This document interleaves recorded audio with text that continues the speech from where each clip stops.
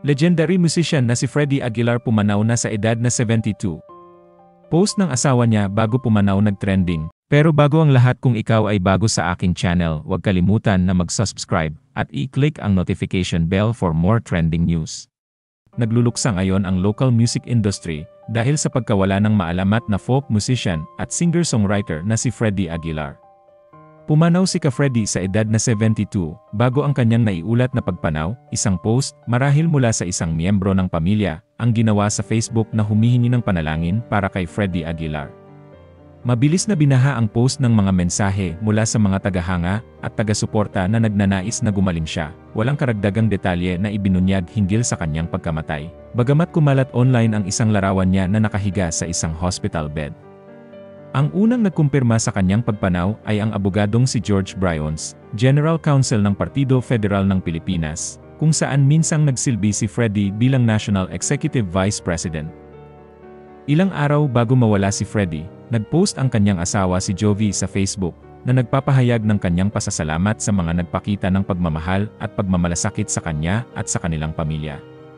Kasama ang isang nakangiting larawan ng kanyang sarili, sumulat siya ng isang taos-pusong mensahe na nagpapasalamat sa lahat ng umabot, kahit na hindi niya masagot ang bawat isa. Sabi niya, "Nakakatouch yung mga kinukumusta rin ako sa gitna ng kalagayan ni Freddie.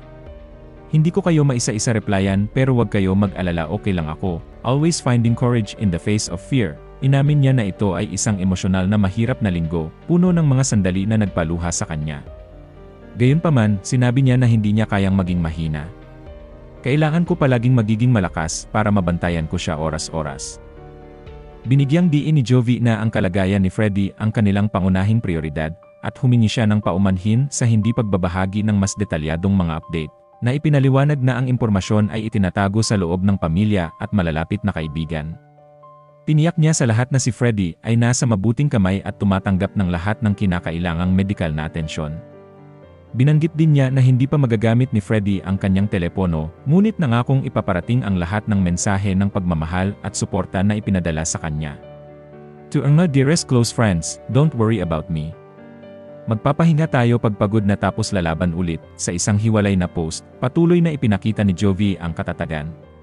Ibinahagi niya ang larawan ng kanyang kape na kuha sa Philippine Heart Center, na may caption na, "Stay strong, things will get better.